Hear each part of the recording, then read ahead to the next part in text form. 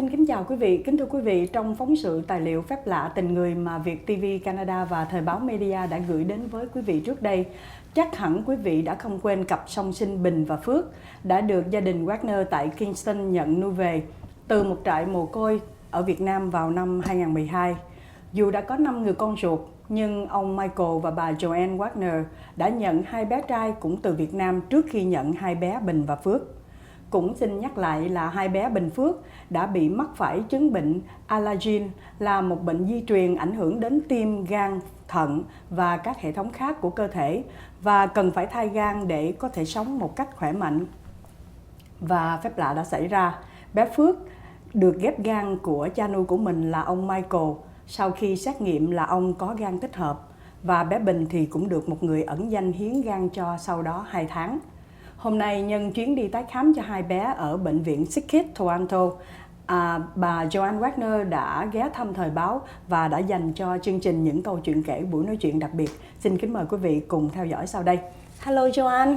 Hi Lan, how are you? I'm fine, thank you. Thank you for stopping by, and could you please say hello to Việt TV? Thank you to Việt TV Canada for having me over. And Johanne, the kids, they have the liver transplant in February 2015. Yes. It's exactly a year now. Yeah, Phước in February 2015 and Bing a couple of weeks after. Could you please update the medical condition? Bing and Phước are doing very, very well.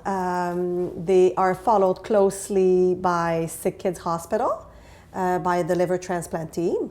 We are seen every couple of months for blood work and different tests. Today was a special day of tests for Phước because it's her 1-year anniversary. It was her 1-year anniversary a couple of weeks ago.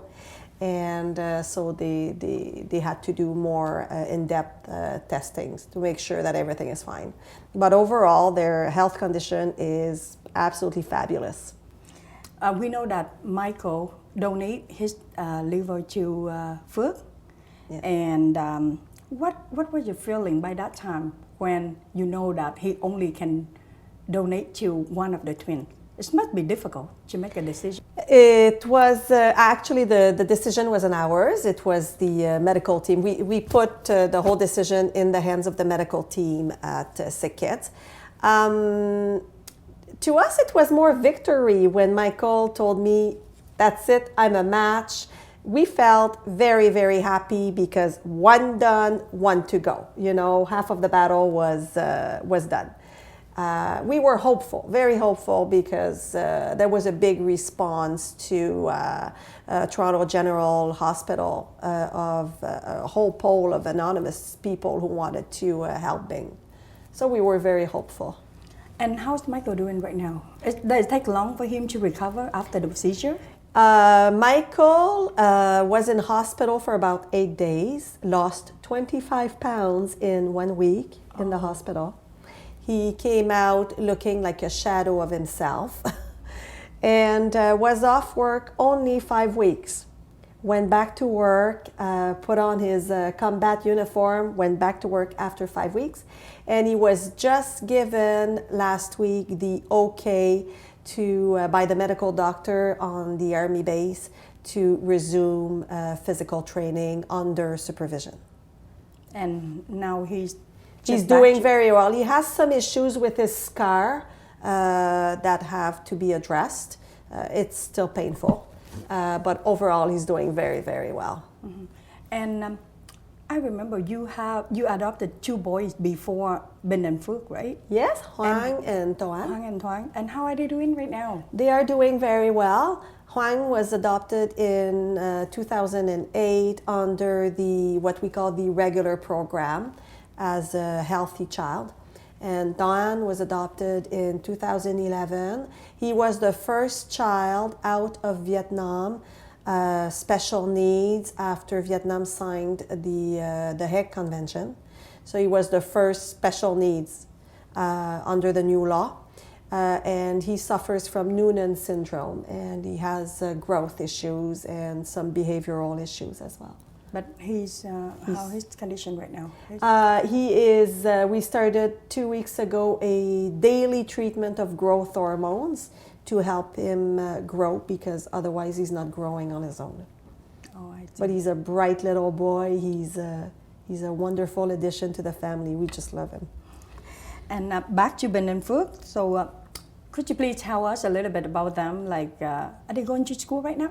Ben and Phước are in school full time. Yes, and they love the routine, the new routine.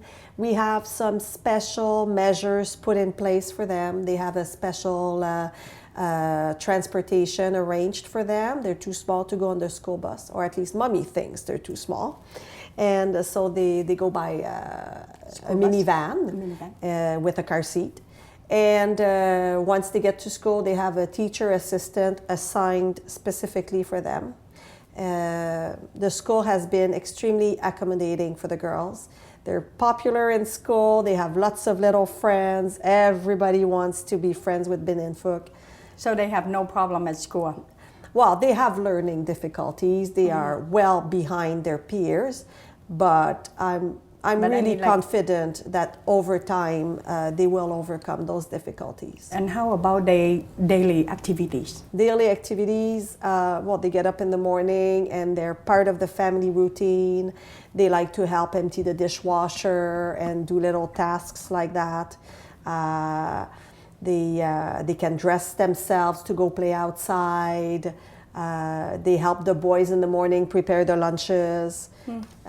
They're full members of the family, very active members in the family. And have you been back to Vietnam since 2012?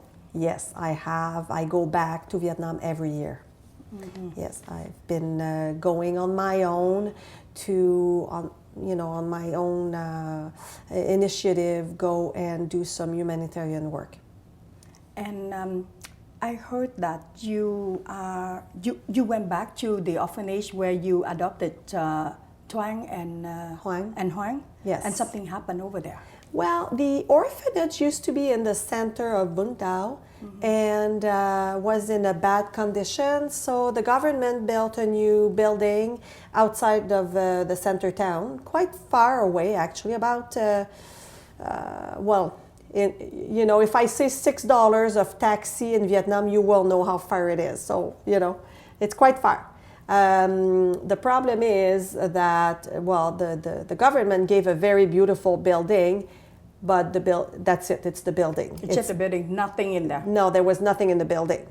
So the orphanage moved whatever was salvageable, whatever they could use, including the bed frames for 85 children. However, the mattresses were in such poor condition that they had to get rid of them. They had to get rid as well of furniture, plastic drawers to store the children's belongings.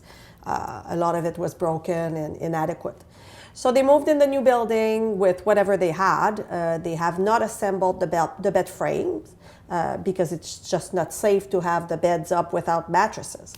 And the biggest need right now for them is the most pressing need is 85 mattresses so the children can have a bed to sleep on. And that really touched me because, everybody needs a good night's sleep. So, and you plan to do something to help them? Yes.